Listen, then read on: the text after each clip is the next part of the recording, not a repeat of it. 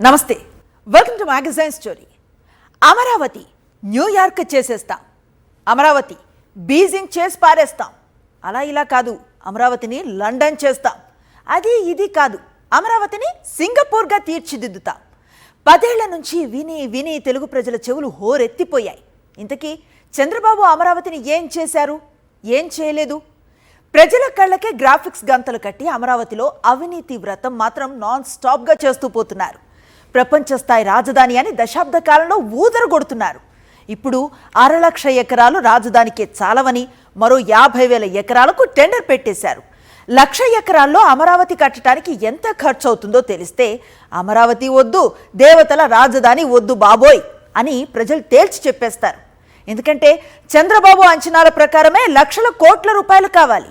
అమరావతి నిర్మాణం ఏవో కానీ ఆ పేరుతో ఓవైపు 1,000 కోట్ల రూపాయలు దిగమింగుతున్నారు, మరోవైపు ఏపీని అప్పుల ఊబిలోకి నెట్టేస్తున్నారు. దీనిపైనే ఇవాల్టి మ్యాగజైన్ స్టోరీ. అమరావతిలో రోడ్లు లేవు, వేయాలంటే లక్షల కోట్ల రూపాయలు కావాలి. అమరావతిలో డ్రైనేజీ లేదు, తవ్వాలంటే లక్షల కోట్ల రూపాయలు కావాలి. అమరావతిలో విద్యుత్ లేదు, కరెంటు తీసుకురావాలంటే లక్షల కోట్ల రూపాయలు కావాలి. కేవలం రోడ్లు, డ్రైనేజీ లాంటి మౌలిక సదుపాయాల కోసమే కనీసం 4 లక్షల కోట్ల రూపాయలు కావాలని చంద్రబాబే తేల్చి చెప్పారు. 100 కోట్ల రూపాయలు కాదు, 1000 కోట్ల రూపాయలు కాదు, 4 లక్షల కోట్ల రూపాయలు. అంత డబ్బు అప్పుగా ఎవరిస్తారు? అది అయ్యే పనేనా? ఒకవేళ ఎవరైనా ఇచ్చినా అంత అప్పు వడ్డీ కలిపి తీర్చేదెప్పుడు? రోడ్లు, డ్రైనేజీ, విద్యుత్కే 4 లక్షల కోట్ల రూపాయలు ఖర్చయితే నగర నిర్మాణానికి ఎన్ని లక్షల కోట్ల రూపాయలు కావాలి? ఈ లెక్కన అసలు అమరావతి నిర్మించేదెప్పుడు? అమరావతి నమ్ముకుంటే అమ్ముకోటానికి కూడా ఆంధ్రప్రదేశ్కి ఏం మిగలదా? అమరావతి చంద్రం ముఠా అవినీతి వ్రతానికి కేంద్ర బిందువుగా మారింది. ప్రపంచ స్థాయి రాజధాని, దేవతల రాజధాని అంటూ దశాబ్ద కాలంలో ఆంధ్రప్రదేశ్ ప్రజలకు గ్రాఫిక్స్ గంతలు కడుతూనే ఉన్నారు చంద్రబాబు. అమరావతి అంగుళం కూడా కదల్లేదు. అదే సమయంలో 1,000 కోట్ల రూపాయలను దిగమింగే కార్యక్రమం మాత్రం జోరుగా సాగుతోంది. అమరావతి నిర్మాణం పూర్తయ్యేదెప్పుడు అన్న ప్రశ్న చర్చకొచ్చిన వేళ అసలు అమరావతి పూర్తవడం సంగతి తర్వాత. ముందు అమరావతిలో రోడ్లు, డ్రైనేజ్ లాంటి మౌలిక సదుపాయాల కల్పనకి ఎన్ని వందల ఏళ్లు పడుతుందన్న ప్రశ్న తెరపైకి వస్తుంది. ఎందుకంటే అమరావతిలో మౌలిక సదుపాయాల కల్పనకి ఎంత ఖర్చవుతుందో 2018లోనే చంద్రబాబు క్లియర్గా చెప్పేశారు. చంద్రబాబు మాటల్లోనే లక్షల కోట్ల రూపాయలు మౌలిక సదుపాయాల కల్పనకి కావాలి. అన్ని లక్షల కోట్ల రూపాయలు ఎక్కడి నుంచి అప్పు తేవాలి? అసలు ఎవరు అప్పు ఇస్తారు? ఆ అప్పు వడ్డీతో కలిపి ఎప్పటికి తీర్చాలి? ఇవన్నీ కేవలం ప్రశ్నలు మాత్రమే కాదు, అమరావతి పేరుతో ఆంధ్రప్రదేశ్ భవిష్యత్తుని చంద్రబాబు ఎలా శపిస్తున్నారో వివరించే అంశాలు. అమరావతిలో రోడ్లు, డ్రైనేజ్, విద్యుత్, వాటర్ లాంటి మౌలిక సదుపాయాల కల్పనకి 1 ఎకరానికి 2 కోట్ల రూపాయలు ఖర్చవుతుందని 2018లో చంద్రబాబు చెప్పారు. మొదట ప్రపంచ స్థాయి రాజధాని నిర్మిస్తానని చెప్పి 10 ఏళ్ల తర్వాత ఇప్పుడు 50,000 ఎకరాల్లో రాజధాని కడితే అది మున్సిపాలిటీ అవుతుందని, మరో 50,000 ఎకరాలు కావాల్సిందేనని తేల్చేశారు చంద్రబాబు. సో అమరావతి మొత్తం 1 లక్ష ఎకరాలన్నమాట. ఎకరానికి 2 కోట్ల రూపాయలు చొప్పున 1 లక్ష ఎకరాలకు 2 లక్షల కోట్ల రూపాయలు కావాలి. కేవలం రోడ్లు వేయడానికి, డ్రైనేజీలు తవ్వడానికే. ఈ 2 లక్షల కోట్ల రూపాయల లెక్క ఎప్పటిది? 2018లోది. అంటే 8 ఏళ్ల క్రితం సంగతిది. ఇప్పుడు పెరిగిన ధరలను పరిగణనలోకి తీసుకుంటే ఆ అంచనా వ్యయం ఖచ్చితంగా 4 లక్షల కోట్ల రూపాయలైనా అవుతుంది. అంటే రోడ్లకి, డ్రైనేజ్లకి 4 లక్షల కోట్లు ఖర్చు చేసే ఆర్థిక శక్తి ఆంధ్రప్రదేశ్కి ఉందా? లేదు. పోనీ మేము అమరావతిలో రోడ్లు, డ్రైనేజ్లు వేసుకుంటాం, ఓ 4 లక్షల కోట్ల రూపాయలు ఇవ్వండి అంటే ప్రపంచ బ్యాంక్ నుంచి కేంద్ర ప్రభుత్వం దాకా ఎవరైనా ముందుకొస్తారా? రారు. ఇంకో దారుణమైన మోసం ఏంటంటే మౌలిక సదుపాయాల కల్పనకి 4 లక్షల కోట్ల రూపాయలు కావాలని చెప్పిన చంద్రబాబు ఇప్పటిదాకా చేసిన ఖర్చు ఎంతో తెలుసా? 7 ఏళ్లలో కేవలం 8,000 కోట్ల రూపాయలు మాత్రమే. రోడ్లు, డ్రైనేజ్, విద్యుత్ కోసం ఈ డబ్బుల్ని ఖర్చు చేశారు. అంటే ఏడాదికి 1,000 కోట్ల రూపాయలన్నమాట. ఈ లెక్కన 4 లక్షల కోట్ల రూపాయలు ఖర్చు చేయడానికి ఎన్నాళ్లు పడుతుంది? 400 ఏళ్లు పడుతుంది. 400 ఏళ్లకి అమరావతిలో రోడ్లు వేయగలుగుతారు, డ్రైనేజీలు తవ్వగలుగుతారు. ఇదంతా ఊహాజనితంగా చెప్తోంది కాదు. 4 లక్షల కోట్లు అని చెప్పింది చంద్రబాబే. ఏడాదికి 1,000 కోట్లు మాత్రమే ఖర్చు పెట్టింది చంద్రబాబే. సో అమరావతిలో మౌలిక సదుపాయాల కల్పనకే 400 ఏళ్లు పడితే ఇక అమరావతిలో నిర్మాణాల సంగతేంటి? అమరావతి ప్రపంచ స్థాయి రాజధానిగా ఎదగడం సంగతి తర్వాత. ఒక పట్టణం రూపం సంతరించుకోవడానికి ఎన్ని వందల ఏళ్లు పడుతుంది? ఇవన్నీ గమనిస్తుంటే అమరావతి నిర్మాణం అసాధ్యమని, ఆంధ్రప్రదేశ్ని అప్పుల ఊబిలో ముంచేయడం మినహా అమరావతితో ఎలాంటి లాభం ఉండదని సామాన్య ప్రజలకు కూడా అర్థమైపోతోంది. అమరావతి పేరుతో వేల కోట్ల రూపాయలు దండుకోవడానికి పచ్చముఠా పన్నిన పన్నాగం ఆంధ్రప్రదేశ్ అభివృద్ధికి శాపంగా మారింది. అమరావతిలో వ్యవసాయానికి దూరమైన వేల ఎకరాలు తప్పులతో నిండిపోయి ఉన్నాయి. అక్కడ రోడ్లు, డ్రైనేజ్కే దిక్కులేదు. గ్రాఫిక్స్ తో ప్రజలను మభ్యపెడుతూ దశాబ్ద కాలం నెట్టుకొచ్చారు. కానీ రియాలిటీకి వస్తే నగరంగా కాదు కదా, కనీసం ఒక పట్టణంగా అమరావతి మారాలన్నా లక్షల కోట్ల రూపాయలు అప్పు చేయాలి. ఇంత చేసినా లక్షల సంఖ్యలో ప్రజలు వలస వస్తే కానీ అమరావతి ఒక పట్టణంగా అయినా తన ఉనికిని చాటుకోలేదు. కానీ అసలు లక్షల మంది ప్రజలు వలస వచ్చే పరిస్థితి అమరావతిలో ఉందా? పోనీ మరో 20-30 ఏళ్ల తర్వాతైనా వస్తుందన్న నమ్మకం కనీసం చంద్రబాబుకైనా ఉందా?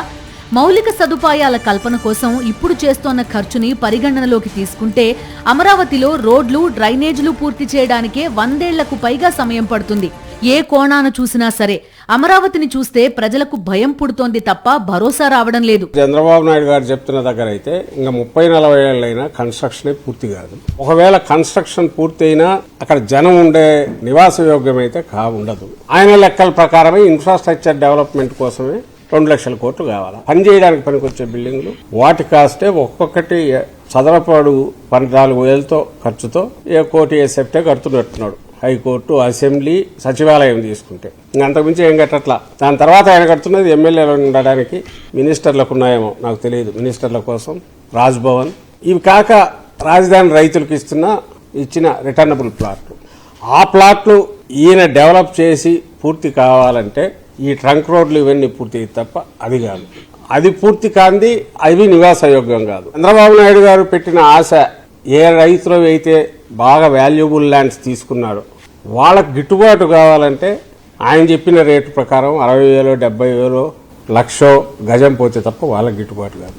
అసలు అక్కడ నుంచి ఏ సౌకర్యాలు లేని పిల్లల చదువులకు కావచ్చు, వేరే రకంగా కావచ్చు, ఛాయిస్ లేకుండా ఉండే చోట అంతంత పెట్టి డబ్బులు పెట్టి జూబ్లీ హిల్స్ రేట్లతోనో, బంజారా హిల్స్ రేట్లతోనో, లేదా ఇంకో దగ్గర ఎక్కడో కాస్ట్ రేట్లతోనో ఎందుకు జనం రావాలనేది ఎవరికి అర్థం కావట్లేదు. ఈ 2 లక్షల కోట్లు ఇన్ఫ్రాస్ట్రక్చర్కే పెడితే ఇంకా ఎన్ని లక్షల కోట్లు నువ్వు ఇంట్రెస్ట్లు కట్టాలా, ఎన్ని లక్షల కోట్లు మిగిలిన సపోర్టింగ్ సిస్టమ్స్ డెవలప్ కావడానికి కావాలా? వాళ్ళు అక్కడికి రానంత వరకు అక్కడ అదొక లివింగ్ ఏరియా, హ్యాబిటాట్ ఎట్లా అవుతుంది? అమరావతిని పట్టుకుని వేలాడుతున్న చంద్రబాబు ఆంధ్రప్రదేశ్కి రాజధాని లేకుండా చేస్తున్నారు.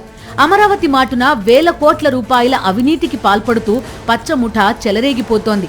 సెల్ఫ్ ఫైనాన్స్ సిటీ అంటూ ఒకవైపు ఊదరగొడుతూ మరోవైపు వేల కోట్ల రూపాయలు అప్పులు తెస్తున్నారు. అందిన కాడికి అడ్డదిడ్డంగా దిగమింగేస్తున్నారు.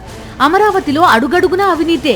రాజధాని నిర్మాణ పనులు 2018లో ఎవరైతే చేశారో 2024లో ఆ టెండర్లు రద్దు చేశారు. మళ్లీ ఆ పనులకు టెండర్లు నిర్వహించి అవే కంపెనీలకు ఆ పనులు దక్కేలా చేశారు. అమరావతి పనుల టెండర్లలో చంద్రబాబు గూడు పుఠాణి మాఫియా వ్యవహారం స్పష్టంగా కనిపిస్తోంది. అనూహ్యంగా టెండర్లు రద్దు చేసి మళ్లీ రేట్లు పెంచేస్తున్నారు. మరోవైపు టెండర్లను రిగ్ చేసి మళ్లీ పాత వాళ్లకే కట్టబెడుతున్నారు. ఇక్కడ కాంట్రాక్టర్కు ఇసుక ఫ్రీ, కరెంటు ఛార్జీల్లో రాయితీలు, జీఎస్టీ, సీనరేజ్, ఎన్ఏసీ మినహాయింపులు ఇన్ని ఇస్తున్నా సరే చదరపు అడుగుకు ఏకంగా 11,000 నుంచి 14,000 రూపాయలు ఖర్చు చేస్తున్నారు.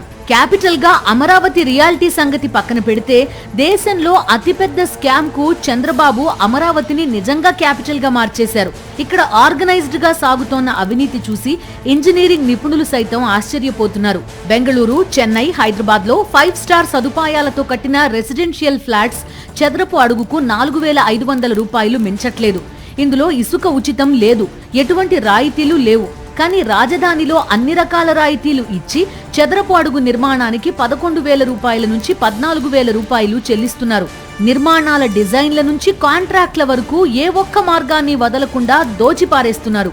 అమరావతి పేరుతో ఆంధ్రప్రదేశ్ కి జరుగుతోన్న అన్యాయాన్ని గ్రహించిన ప్రజలు అమరావతిని నమ్ముకుంటే అమ్ముకోవడానికి కూడా ఆంధ్రప్రదేశ్ కే మిగల్దని తేల్చి చెబుతున్నారు. నమ్మించి నయవంచన చేయటంలో చంద్రబాబుతో పోటీ పడే నాయకుడు ఈ భూ ప్రపంచం మీద మరొకరు లేరు. ఎన్నోసార్లు తన చేతిలో వంచనకు గురైన వాళ్లను కూడా మళ్లీ మళ్లీ మోసగించగల నేర్పరితనం చంద్రబాబుకే సాధ్యం. అందుకే చంద్రబాబు సంగతి తెలిసి కూడా ప్రపంచ స్థాయి రాజధాని, నాకు భూమిస్తే చాలు మీరంతా కోటీశ్వరులైపోతారు, తరతరాలు కూర్చొని తిన్నా తరగని శ్రీమంతులైపోతారని అరచేతిలో అమరావతి చూపించడంతో రాజధానికి భూములిచ్చారు రైతులు. తరతరాలుగా వారసత్వంగా వస్తూ ఉన్న పొలం, రెక్కలు ముక్కలు చేసుకుని సంపాదించిన పొలం. అది కేవలం ఆస్తి మాత్రమే కాదు, ఆత్మగౌరవం, కుటుంబ గౌరవం, రేపటికే కాదు వారసుల జీవితాలకి భరోసా. అలాంటి భూమిని చంద్రబాబు చేతుల్లో పెట్టి వేలాది మంది రైతు కుటుంబాలు ఇప్పుడు రోడ్డున పడ్డాయి. 10 ఏళ్లు గడిచిపోతున్నా రైతులకు న్యాయం చేయలేని చంద్రబాబు అమరావతితో ఆంధ్రప్రదేశ్కి ఏం న్యాయం చేస్తారు? అమరావతి పేరుతో అప్పులు, అమరావతి మాటున అవినీతి, అమరావతిలో రియల్ ఎస్టేట్ స్టంట్స్, ఇలా చెప్పుకుంటూ పోతే అమరావతి పేరు చెప్పి దోచుకు తినడమే ఏకైక లక్ష్యంగా చంద్రముఠ చెలరేగిపోతోంది. 10 ఏళ్ల క్రితం భూములు తీసుకున్న రైతులకు ఇంతవరకు అభివృద్ధి చేసిన ప్లాట్లు కూడా ఇవ్వలేదు. ఒక్క ప్రాజెక్ట్ లేదు, ఒక్క పెట్టుబడి లేదు. వేల కోట్ల రూపాయలు అప్పులు, లెక్కలేనన్ని కుంభకోణాలు. వీటికి తోడు అమరావతి ఆహా, అమరావతి ఓహో అంటూ మధ్య మధ్యలో ఎల్లో మీడియా రాసే దిక్కుమాలిన అసత్య కథనాలు. వీటన్నింటి మధ్య ఆంధ్రప్రదేశ్ ప్రయోజనాలు అపహాస్యానికి గురవుతున్నాయి. మరోవైపు చంద్రబాబు మాటలు నమ్మి బంగారం లాంటి భూములను అప్పగించిన పాపానికి ఇప్పుడు కుటుంబాలతో పాటు రోడ్డున పడే స్థితికి చేరుకున్నారు వేలాది మంది రైతులు. రాజధాని పేరుతో చంద్రబాబు సర్కార్ పదే పదే చేస్తున్న బలవంతపు భూసేకరణ ఒత్తిళ్లకు తట్టుకోలేక 2025 డిసెంబర్లో ఓ రైతన్న గుండె ఆగింది. గతంలోనే భూ సమీకరణ కింద 2 ఎకరాల భూమి ఇచ్చారు రాజధాని రైతు దొండపాడు రామారావు.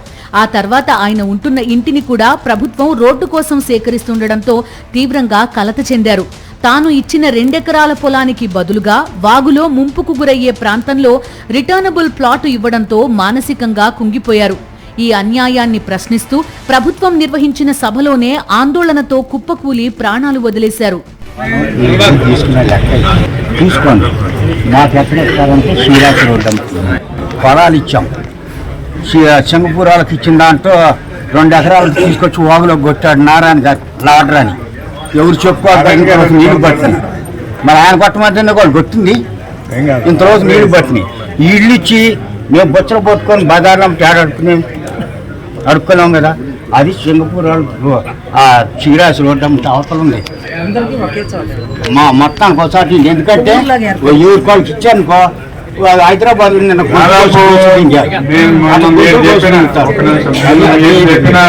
విన్నారుగా, చనిపోవడానికి కొన్ని క్షణాల ముందు రామారావు ఆవేదనని. ఎక్కడైనా అధికారులు తప్పు చేస్తే, అన్యాయం చేస్తే ప్రజాప్రతినిధికి ఫిర్యాదు చేసి సమస్య పరిష్కారమయ్యేలా చూసుకుంటాం. కానీ ఇక్కడ ఏకంగా మంత్రి నారాయణే అన్యాయం చేశాడన్నారు రైతు రామారావు. స్వయంగా మంత్రి చెప్పడంతోనే తమకు వాగులో ప్లాట్లు ఇచ్చారని అన్నారు. అక్కడ 4 అడుగుల మేర నీళ్లు వస్తున్నాయని అక్కడెలా నివసిస్తామంటూ ఆవేదన వ్యక్తం చేశారు రైతు రామారావు. ఎంతో విలువైన బంగారం లాంటి భూములను రాజధానికి ఇచ్చిన తాము ఇప్పుడు సర్వం కోల్పోయామని ఆవేదన చెందిన రామారావు ఎంతో కాలంగా పడుతున్న బాధను తట్టుకోలేకపోయారు. రోడ్డున పడి అడుక్కు తినాల్సిన దుస్థితి తమలాంటి రైతులకు వచ్చిందని కుమిలిపోయారు. తమందరికీ సీడ్ యాక్సెస్ రోడ్లో ఇళ్ల స్థలాలు ఇవ్వాలని డిమాండ్ చేశారు. అంతలో ఎమ్మెల్యే శ్రవణ్ జోక్యం చేసుకుని మంత్రి నారాయణకు ఏం సంబంధం లేదు అని చెప్పడానికి ప్రయత్నించారు. ఎమ్మెల్యే వివరణలో న్యాయం లేదు, తమను నడి రోడ్డుకి లాగేసిన మంత్రి నారాయణ తనకేం సంబంధం లేనట్టు మౌనంగా ఉండిపోయారు. దీంతో మంత్రి చెబితేనే తమకు వాగులో స్థలాలు ఇచ్చారని మళ్లీ చెప్పిన రామారావు కుర్చీలో కూర్చోబోతూ కుప్పకూలిపోయారు. చంద్రబాబు ప్రపంచ స్థాయి నగరంగా అమరావతిని నిర్మిస్తా అన్నప్పుడు భూములిచ్చిన రైతులు పొంగిపోయారు. తమ పిల్లల భవిష్యత్తు బంగారమే అని సంబరపడ్డారు. 10 ఏళ్లు గడిచిపోయాయి.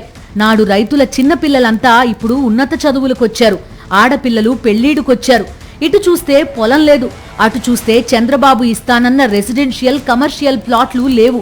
పిల్లలకి మంచి చదువులు కూడా చెప్పించలేక అల్లాడుతున్నారు. జరుగుతోంది మొత్తం ప్రత్యక్షంగా చూస్తోన్న రామారావు లాంటి రైతులకు తమ పిల్లలు, మనవళ్లు, మనవరాళ్ల భవిష్యత్తు మీద బెంగ పట్టుకుంది. మోసపోయామన్న నిజాన్ని జీర్ణించుకోలేక చంద్రబాబు అధికారంలోకి వచ్చిన క్షణం నుంచి మదన పడుతూనే ఉన్నారు.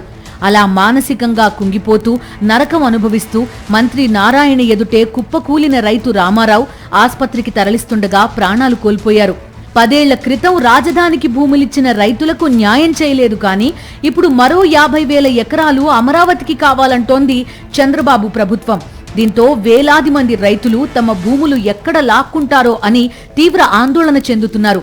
జగన్మోహన్ రెడ్డి ప్లాన్ బిగా ప్రతిపాదించిన గ్రోత్ ఇంజన్ మావిగన్ కి జై కొడితే రైతుల ఉసురు పోసుకోనక్కర్లేదు, భూములు లాక్కోనక్కర్లేదు, వేలాది కోట్ల రూపాయలు రాజధాని పేరుతో అప్పులు చేయనక్కర్లేదు.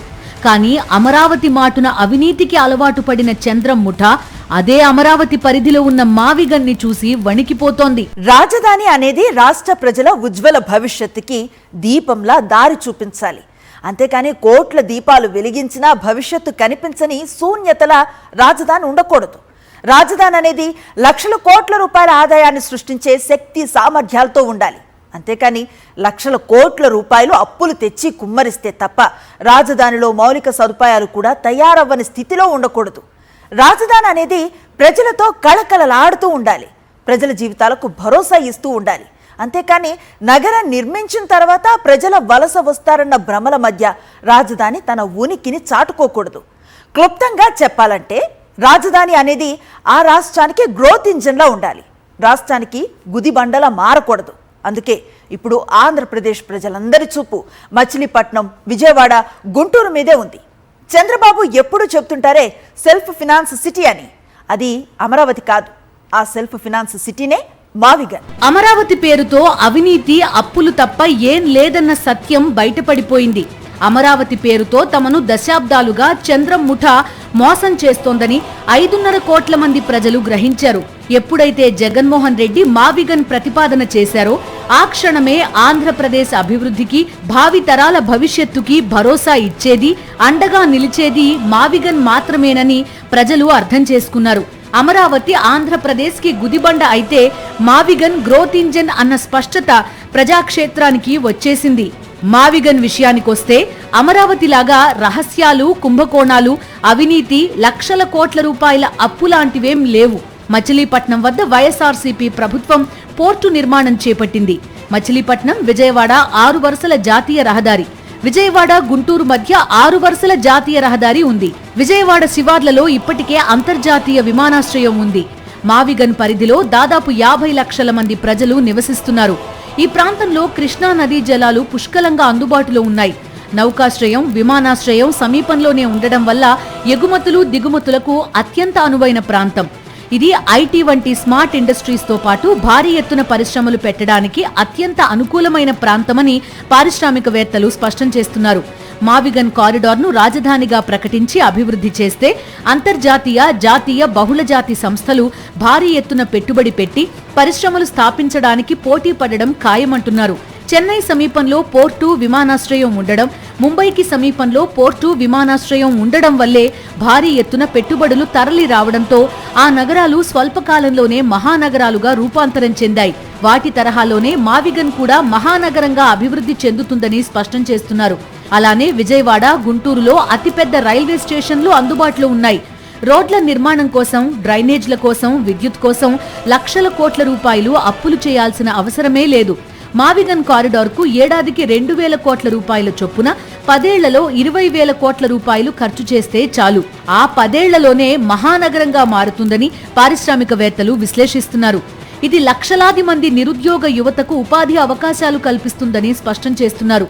ఇదే జరిగితే ఏళ్ల తరబడి వేచి చూడనక్కర్లేకుండా ఈ ఫలాలు తమకు తక్షణం అందుతాయని కృష్ణా, గుంటూరు జిల్లాల ప్రజలు పేర్కొంటున్నారు. అమరావతి సెల్ఫ్ ఫైనాన్స్ ప్రాజెక్ట్ అని సీఎం చంద్రబాబు పదే పదే చెబుతున్నారు. సెల్ఫ్ ఫైనాన్స్ ప్రాజెక్ట్ అయితే అమరావతి కోసం ఇప్పటికే 47,387 కోట్ల రూపాయల అప్పు ఎందుకు చేస్తున్నట్టు? అప్పు కాకుండా రాష్ట్ర బడ్జెట్ నుంచి కేటాయింపులు ఎందుకు చేస్తున్నారు? సెల్ఫ్ ఫైనాన్స్ ప్రాజెక్ట్ అయితే రాజధాని కోసం తెస్తున్న రుణాలకు రాష్ట్ర ప్రభుత్వం నుంచి గ్యారంటీలు ఎందుకు ఇస్తున్నారు? భూములు అమ్మి డబ్బు తెస్తానని నమ్మబలికి ఇన్ని వేల కోట్ల రూపాయల అప్పులు ప్రభుత్వ ఖజానాపై ఎందుకు భారం మోపుతున్నారు? ఎందుకంటే అమరావతి సెల్ఫ్ ఫైనాన్స్ ప్రాజెక్ట్ కాదు, ఆంధ్రప్రదేశ్ ని లక్షల కోట్ల రూపాయల అప్పుల్లో ముంచే ప్రాజెక్ట్. వేల కోట్ల రూపాయలు పచ్చముఠా దిగమింగడానికి అనువైన ప్రాజెక్ట్. వాస్తవాలేంటో గ్రహించిన 5.5 కోట్ల మంది మావిగన్ మాత్రమే ఆంధ్రప్రదేశ్ రూపురేఖలు మార్చగల గ్రోత్ ఇంజిన్ అని నినదిస్తున్నారు. ఇది వాటి మ్యాగజైన్ స్టోరీ. మరో ఇంట్రెస్టింగ్ టాపిక్తో మళ్ళీ కలుద్దాం. అంతవరకు స్టే ట్యూన్ టు సాక్షి.